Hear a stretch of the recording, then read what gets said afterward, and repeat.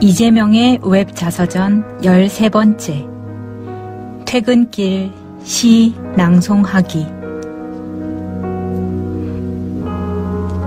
대양 실업이 문을 닫았다. 새로운 일자리를 찾아 낯선 공장을 기웃거려야 했다. 소년공을 괴롭히던 홍대리와 반장들도 어깨를 떨어뜨리고 공장 문을 나섰다. 이번엔 제대로 된 공장에 들어가겠다는 다짐 덕분이었을까? 종업원이 2,000명이 넘는 오리엔트 공장에 들어가게 됐다. 성남공단에서 넘버 3에 드는 공장이었다. 거기엔 예상치 못한 행운도 기다리고 있었다. 고입 검정고시 학원을 함께 다녔던 친구 심정훈을 만난 것이다. 말할 수 없이 기뻤다. 그날부터 우리는 단짝이 되어 붙어 다녔다. 시들해졌던 공부 욕심도 살아났다. 고졸이 되어도 공장의 관리자가 될 수 없다는 걸 깨달은 우리는 열심히 공부해서 대학에 가자고 맹세했다. 그래서 이 지긋지긋한 공장에서 벗어나자고. 아주 멀리 반짝이는 별처럼 아득한 꿈이었지만 정훈이와 함께라면 할 수 있을 것 같았다. 우리는 나란히 학원에 등록했다. 하지만 공부하려는 소년공들에게 야박하기는 오리엔트도 마찬가지였다. 쉬는 시간에 공장에서 책을 보고 있으면 반장은 물론 동료들도 대놓고 싫어하며 구박했다. 공돌이 주제에 맞게 놀아. 꿈 깨라고 이 자식아. 그들은 내가 공장에서의 삶을 부정하는 것이라 느꼈을지도 모른다. 감히 이곳이 아닌 저곳을 희망하는 이에 대한 질투 같은 것이었으리라.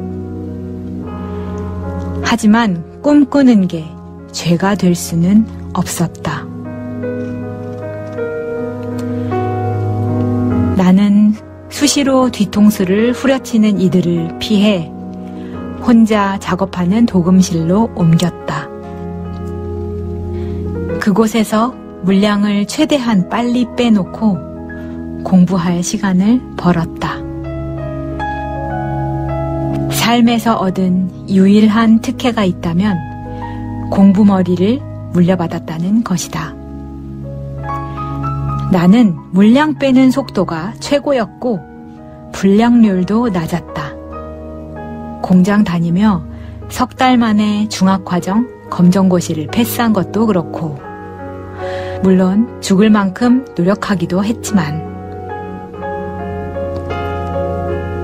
재영이 형은 초등학생 때 내가 병아리 키우는 것을 보며 이미 그런 싹수를 보았던 모양이다.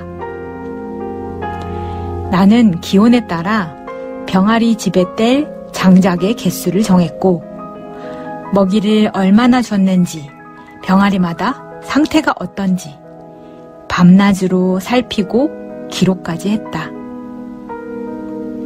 형은 이렇게 말한다. 병아리를 사주고 갔는데 완벽하게 키웠어요. 재명이가 막 일을 벌리고 저지르는 것 같지만 절대 그렇지 않아요. 뭐든지 할 때는 철저히 준비하고 빈틈없이 진행하죠. 같은 실수를 되풀이하지 않고 옳지 않고 안 될 것 같으면 아예 안 하는 성격이에요. 제가 동생들 데리고 20년을 한 방에서 살아봐서 잘 알아요. 공장에서 퇴근하는 길이면 정훈이와 나는 공부 삼아 교과서에 나온 시를 외우곤 했다. 죽는 날까지 하늘을 우러러 한 점 부끄럼이 없기를. 윤동주 그 고백은 맑고 깨끗해 보였다. 정훈이와 나는 공장을 다니면서도 대학 입학을 꿈꿀 수 있었다. 노력하면 더 나은 삶을 살 수 있을 거라는 신념이 가능한 시절이었다.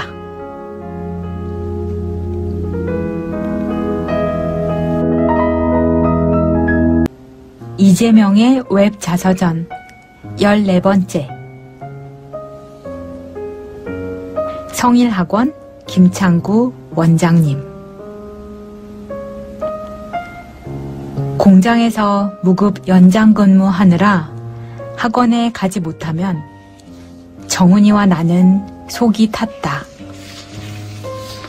결국 조퇴를 해가며 학원에 가야 했다. 공장을 다니며 공부를 하는 것도 어려웠지만 그보다 번번이 나를 절망에 빠뜨린 것은 아버지였다. 학원에 다녀와 밤늦게 공부를 하면 아버지는 불빛이 너무 밝다고 타박했다. 또 한 번은 학원을 쉬었다고 학원비를 덜 내라고 호통을 치기도 했다. 아버지는 전기세와 학원비를 너무나 아까워했다. 그러면 서럽고 원망스러워 눈물이 찍 고이곤 했다. 그런 아버지가 학비를 대며 대학에 보내줄 리 없었다. 또 검정고시로는 고졸이어도 홍대리가 될 수 없을 것이었다. 아버지에게 더는 학원비를 달라 하고 싶지 않았다.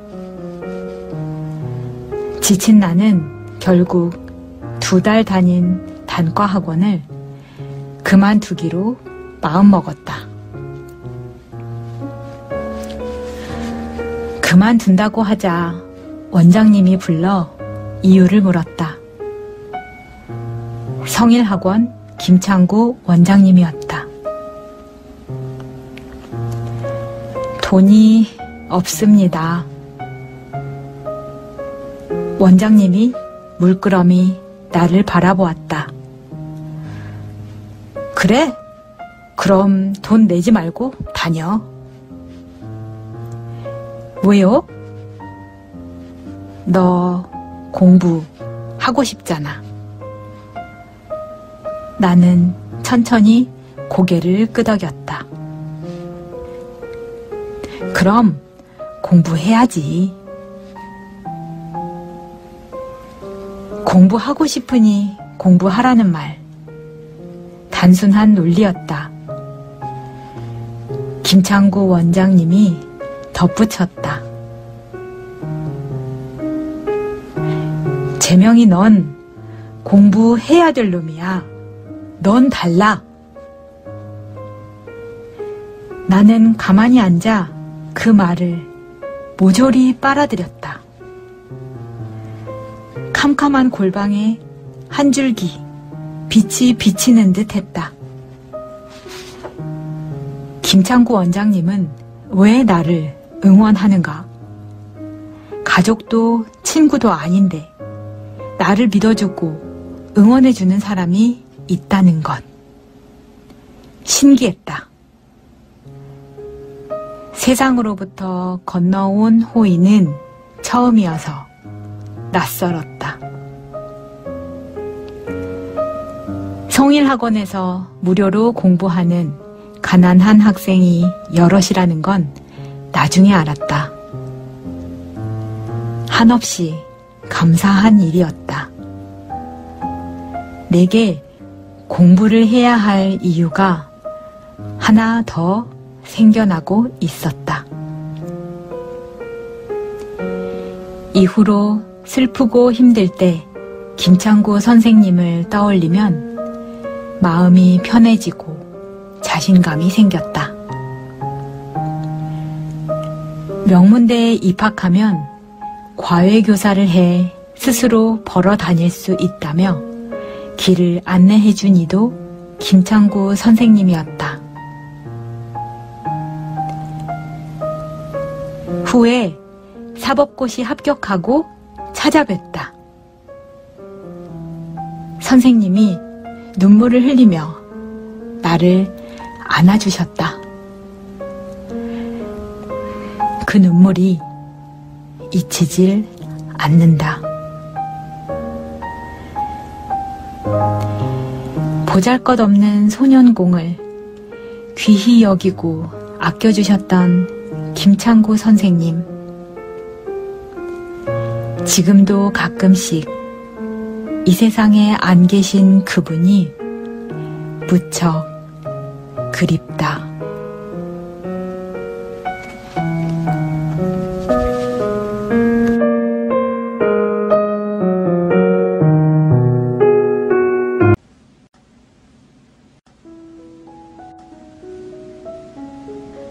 이재명의 웹 자서전 15번째 심정운과 절교하기.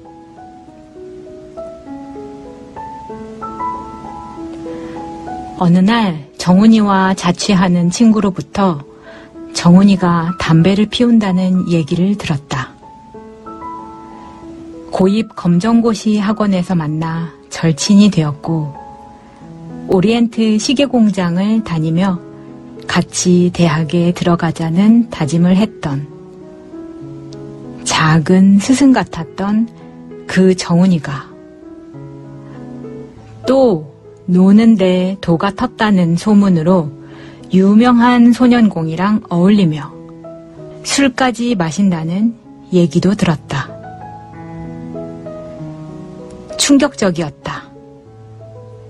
배신감, 분노, 상실감 같은 것들이 뒤범벅이 돼 몰려왔다.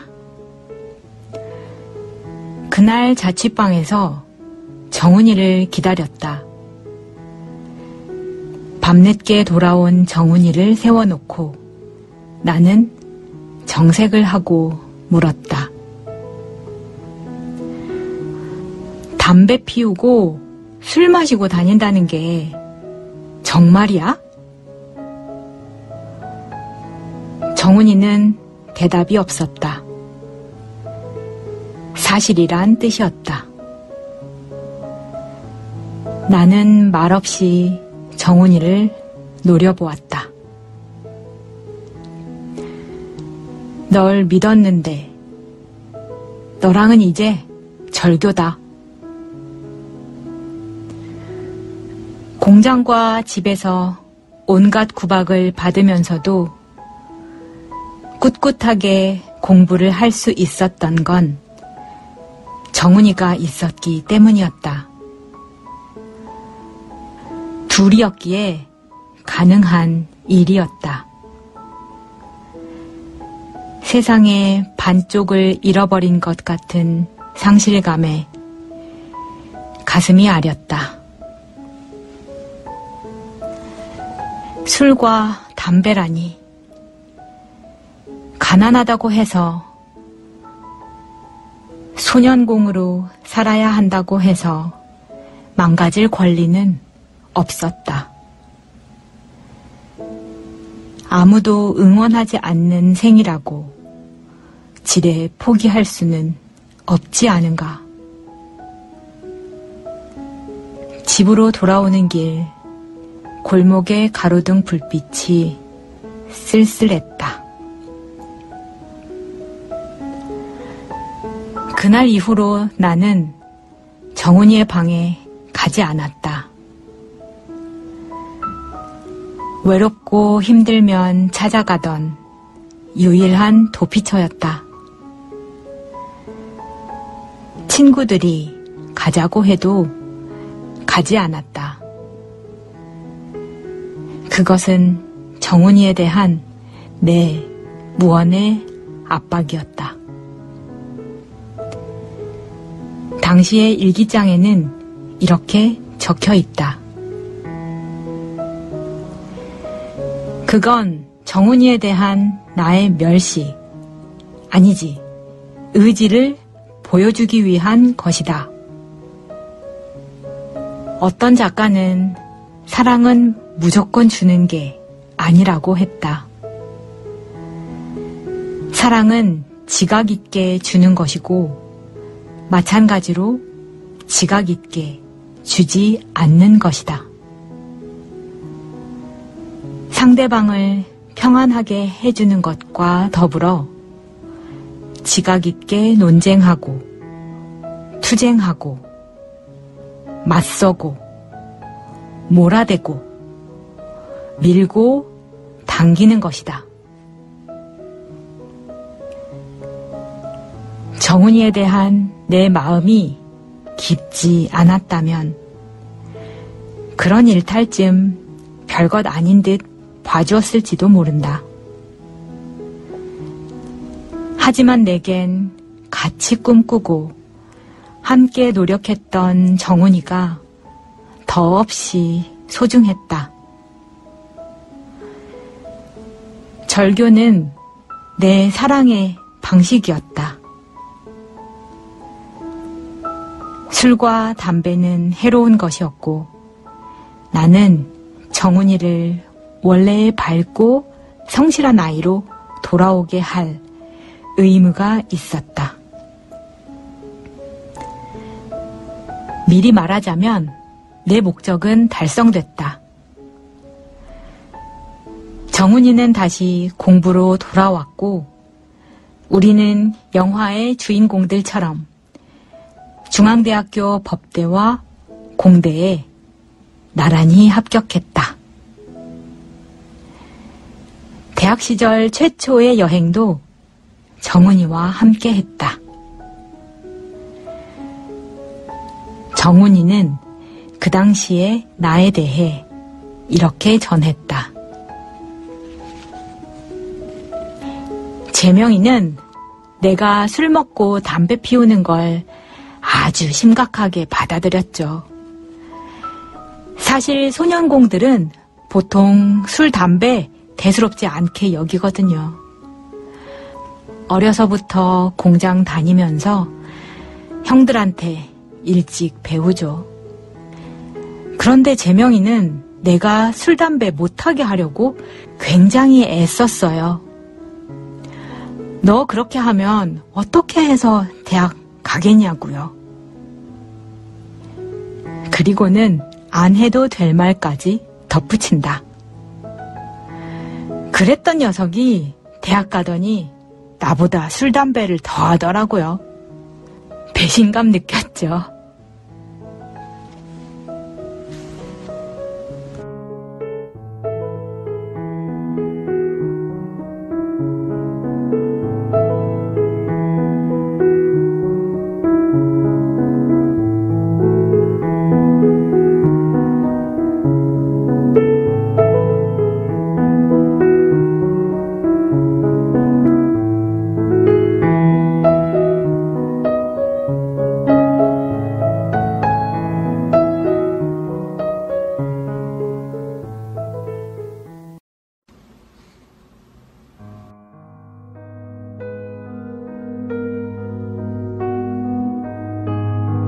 이재명의 웹자서전 16번째.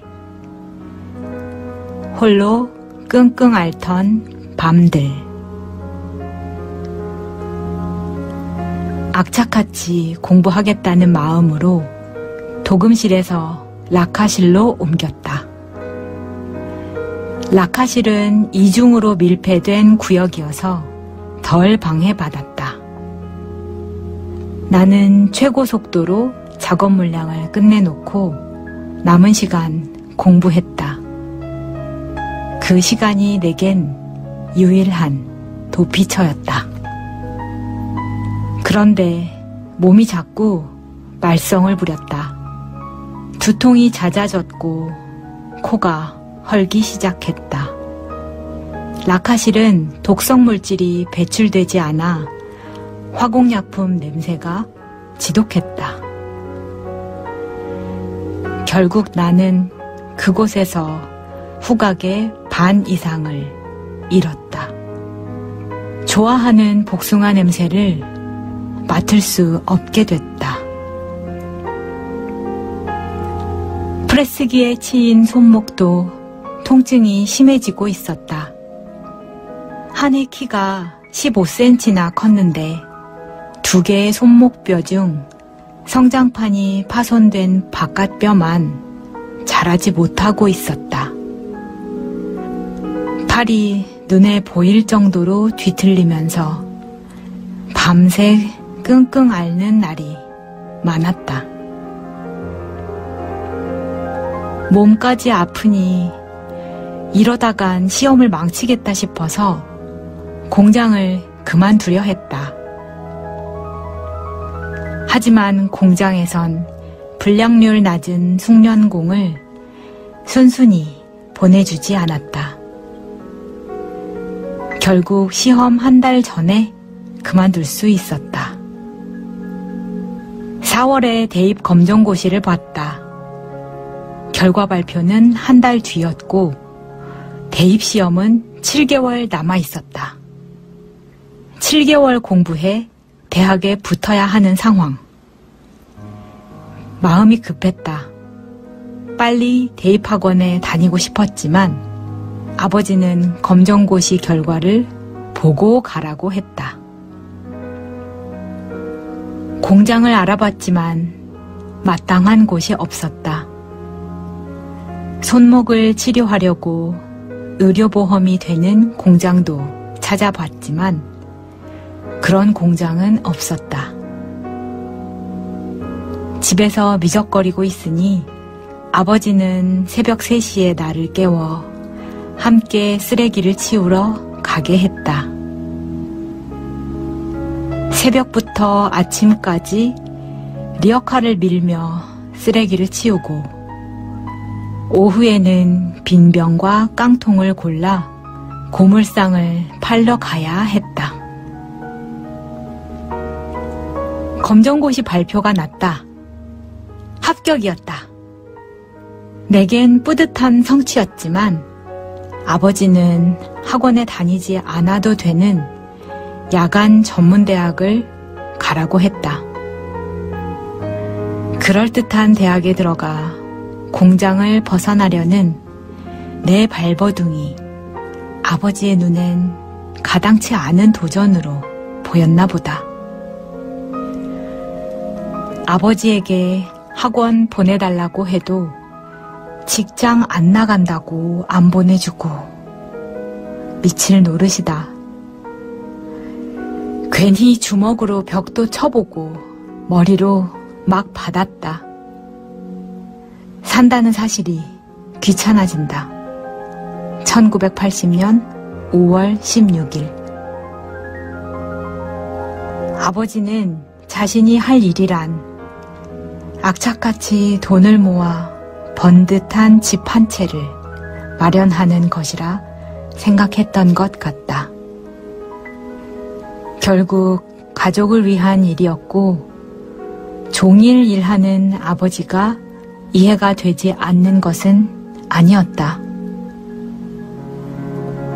하지만 그때의 나는 아들을 응원해줄 든든한 지원군이 절실했다. 아버지가 쓰레기 잔뜩 담긴 리어카를 끌 때 뒤에서 밀었던 것은 나였다. 하지만 아버지는 앞만 보고 힘겨운 발걸음을 내디뎌 갔다.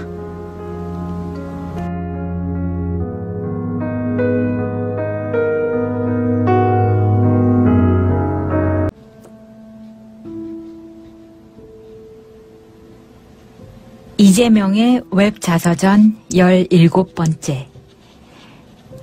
싸움닭과 무더니. 나는 잘 될 거라는 자기 확신이 있었다. 잘 될 것이니 도전하지 못할 일이 없었다. 반드시 정규대학에 가겠다는 생각으로 학원에 보내달라고 아버지에게 말했다.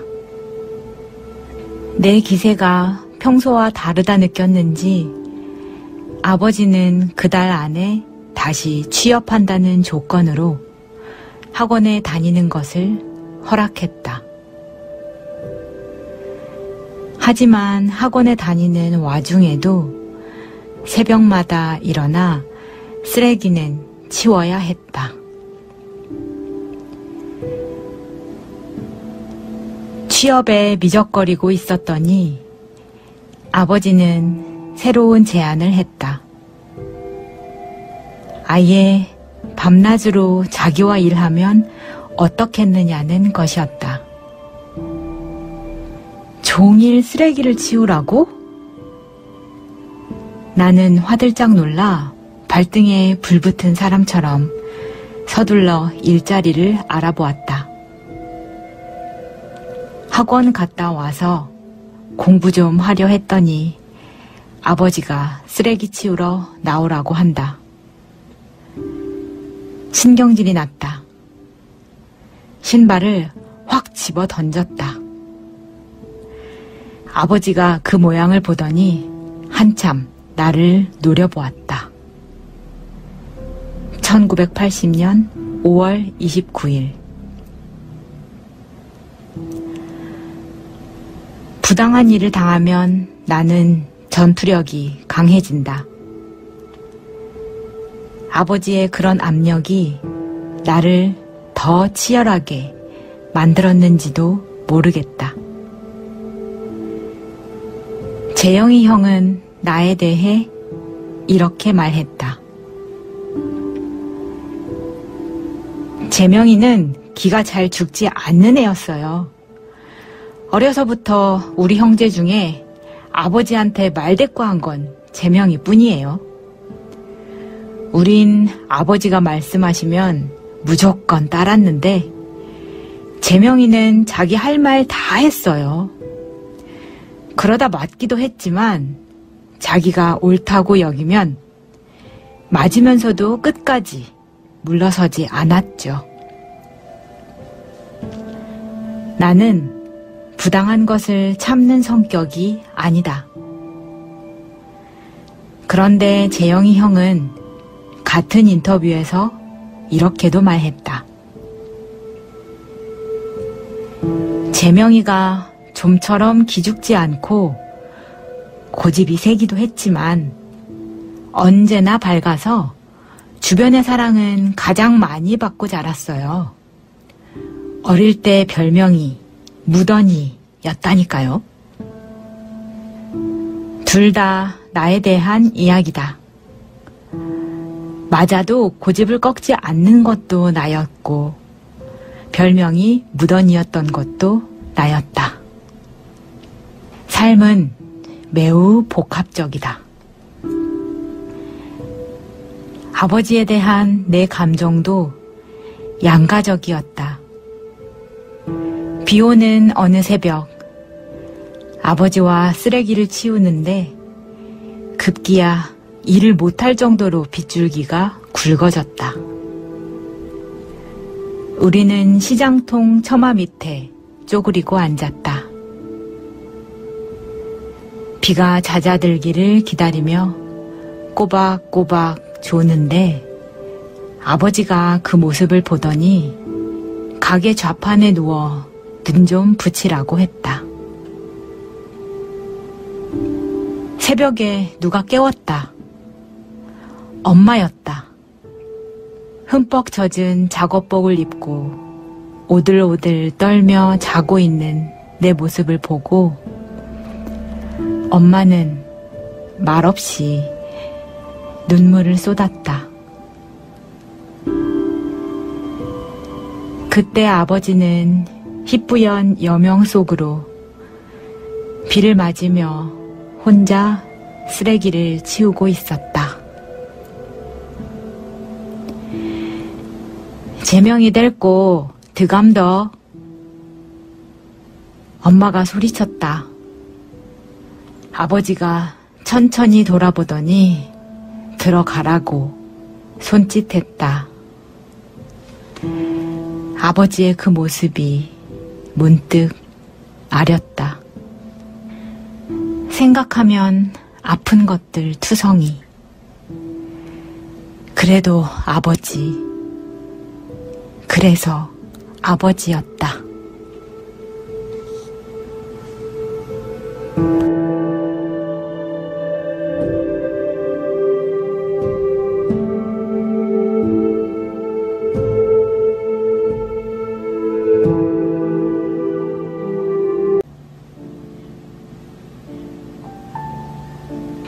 이재명의 웹 자서전 18번째. 수면제 20알. 손목 통증으로 밤새 끙끙 앓는 날이 많았다. 하지만 치료받을 길은 요원했고 치워야 할 쓰레기는 끝도 없이 나왔다. 밤새 쓰레기를 치우고 오면 나는 젖은 박스처럼 구겨져 잠이 들었다. 어느 날 잠결에 엄마와 아버지가 하는 얘기가 들렸다. 재맹이가 저러다 평생 빙신이 되면 우연히 껴. 돈 벌어서 수술하면 될 끼라. 집 살랐고 모다 둔 돈으로 수술부터 시켜야 되잖겠니껴? 엄마의 말에 의식이 또렷해졌다. 그 돈은 아무도 손 못 대. 엄마와 아버지의 말이 머릿속에서 수없이 재생됐다.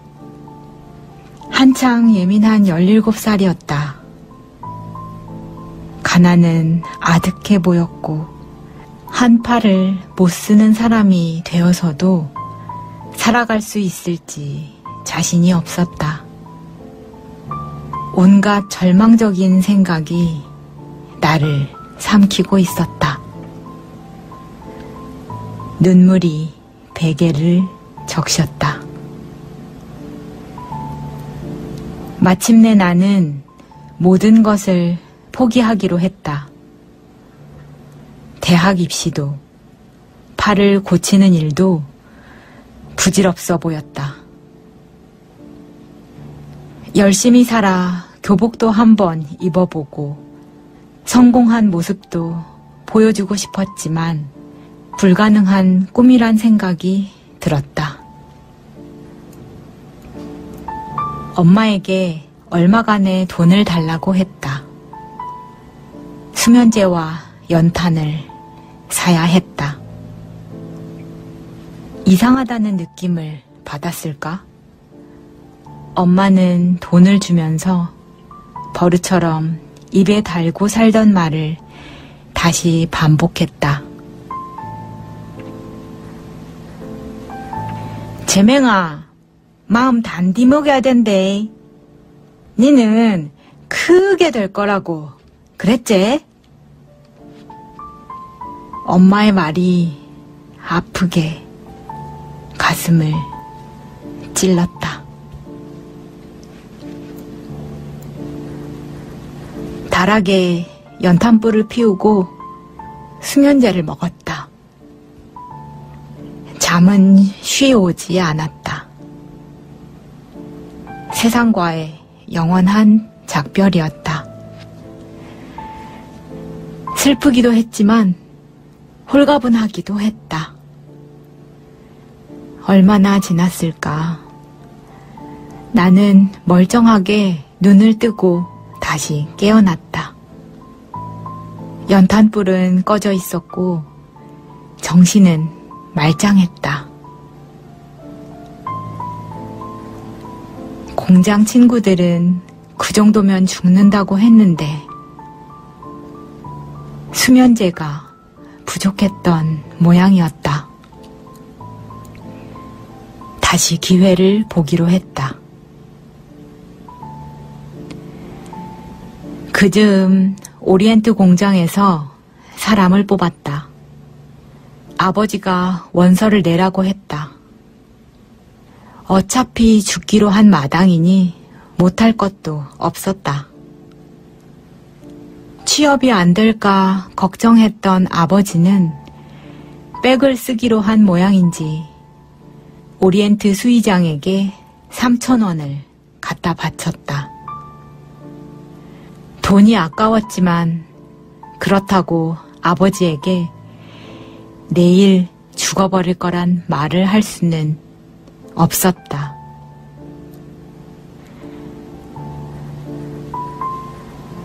다시 약국에 들렀다. 또 수면제를 달라고 하면 이상하게 여길 듯해 이번에는 동생 핑계를 대고 수면제 20알을 샀다. 약사가 잔소리가 많았지만 귀에 들어오지 않았다.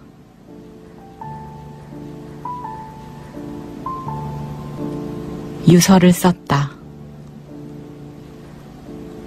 엄마에게 미안했다. 하지만 달리 방법이 없어 보였다. 너무 지쳤다고 말하고 싶었다. 눈물 때문에 글씨가 잘 보이지 않았다. 다시 연탄불을 붙이고 꾸역꾸역 수면제를 삼켰다.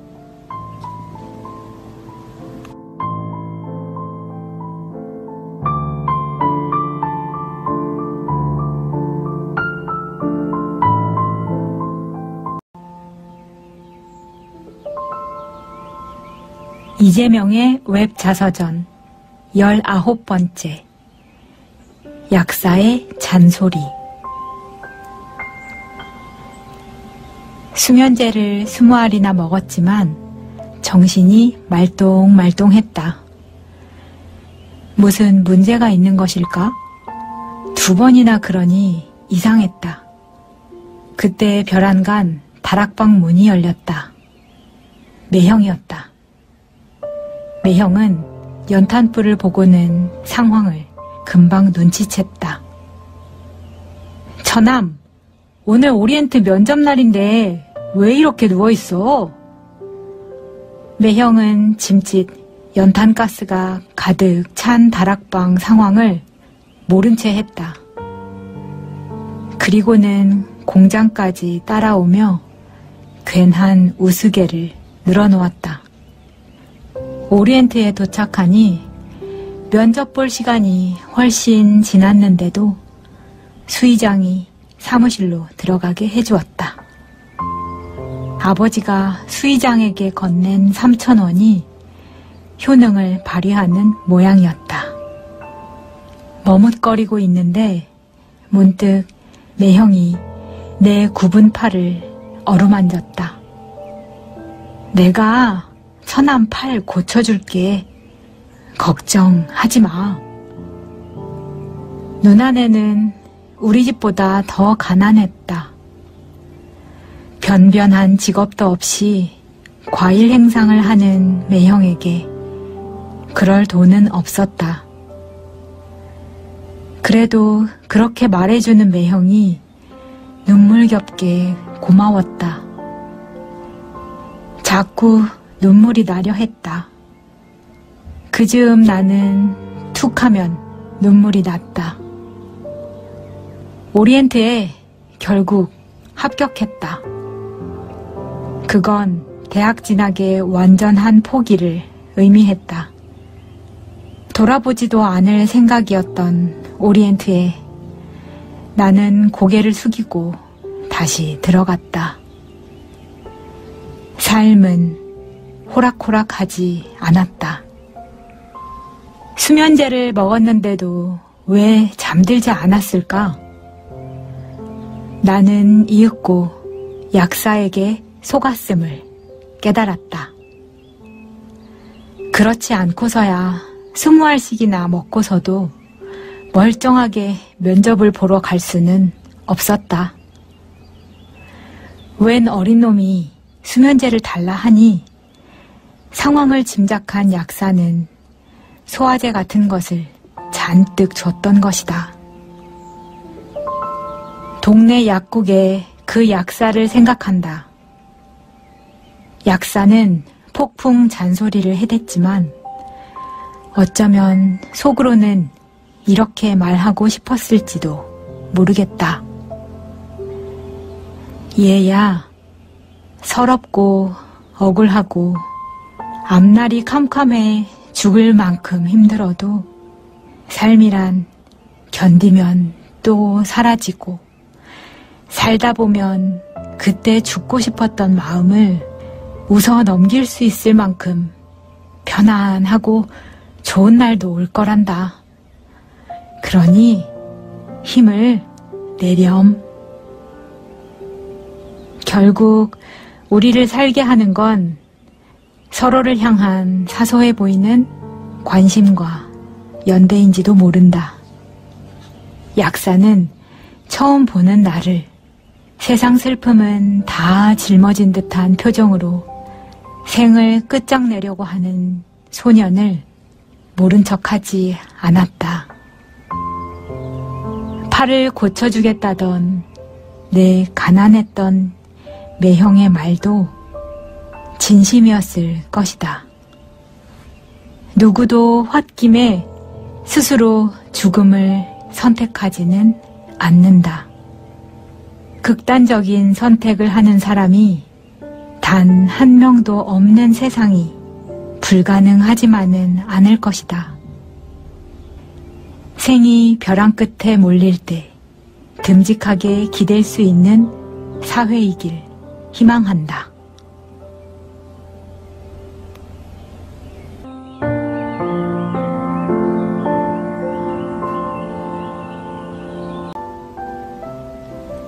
누군가 묻는다. 신기하다고. 가난했고 초등학교 졸업하자마자 공장에 다녔고 자주 두들겨 맞았고 팔도 다치고 후각도 잃었으며 심지어 공부도 못하게 하던 아버지가 있었는데 어떻게 엇나가지 않았느냐고. 흔히 소년공들이 그런 것과 달리 나는 술, 담배도 하지 않았다. 공장 회식 때도 술을 마시지 않았다. 가출을 한 적도 없고 비행을 저지른 적도 없다. 월급을 받아 빼돌린 적도 거의 없이 아버지에게 고스란히 가져다 주었다. 어떻게 일탈하지 않았느냐는 질문은 낯설다. 스스로에게 한 번도 그런 질문을 해본 적이 없다.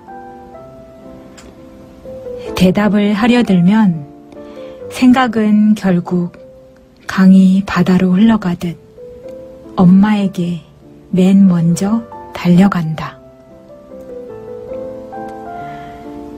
넘치게 사랑해주던 엄마가 있었으니 일탈 같은 선택지는 아예 존재하지 않았다. 어린 마음에도 엄마를 기쁘게 해주는 일이 가장 우선이었다. 15살 때 한 번은 한 달 월급을 고스란히 약장수에게 바친 일이 있다. 점심시간에 공장 마당에서 차력을 선보이는 약장수에게 홀딱 넘어간 것이다. 만병통치약이라는데 엄마의 증상과 딱 맞아 떨어졌다. 이 좋은 약을 돈이 아까워 엄마에게 안 사준다면 평생 후회할 것 같았다. 그렇게 약을 사서 보무도 당당하게 귀가했다. 나는 그 일로 그렇게 혼쭐이 날 줄 몰랐다. 한 달 월급을 몽땅 바쳤으니 아버지가 화가 날 만도 했다. 그 길로 이틀을 집에도 못 들어가고 우리 집과 뒷집 담벼락 사이에서 잤다. 공장에 다니면서 돈을 탐낸 적도 없다. 검정고시 준비할 때 용돈만으로는 책과 학용품을 살 수 없어 월급에서 몇천 원, 오리엔트 퇴직금에서 얼마, 그렇게 한두 번 삥땅을 쳤을 뿐이다. 용돈으론 학원 갈 버스비도 부족했다. 공부를 포기하고 다시 오리엔트 공장에 들어갔을 땐 다시 월급을 고스란히 아버지에게 건넸다. 공부에 쓸 게 아니라면 내게 돈은 의미가 없었다. 그즈음 하루는 엄마가 말했다. 그동안 내가 엄마에게 맡긴 돈이 5만 원이라고. 그 와중에도 용돈을 아껴 엄마에게 맡기곤 했던 것이다. 5만 원은 한 달 월급에 이르는 큰 돈이었다. 고민됐다. 평소에 카메라가 갖고 싶긴 했다. 찰나의 순간을 사로잡아 오래도록 기억하게 해주는 마법 도구. 하지만 대입을 포기했으니 출세해서 엄마 호강시켜드리겠다는 결심도 물거품이 된 상황이었다. 엄마에게 금가락질을 해주자는 생각이 들었다. 물론 카메라를 포기하자니 아까운 생각도 들었다. 일기장에는 그때의 번민이 고스란히 기록돼 있다. 아까워? 에이 도둑놈아, 은혜도 모르니? 1980년 8월 30일 나는 결국 엄마의 손에 가느다란 금가락지를 끼워드렸다. 엄마는 처음에 엉뚱한 데 돈을 썼다고 펄쩍 뛰었지만 어느 날 이렇게 말했다.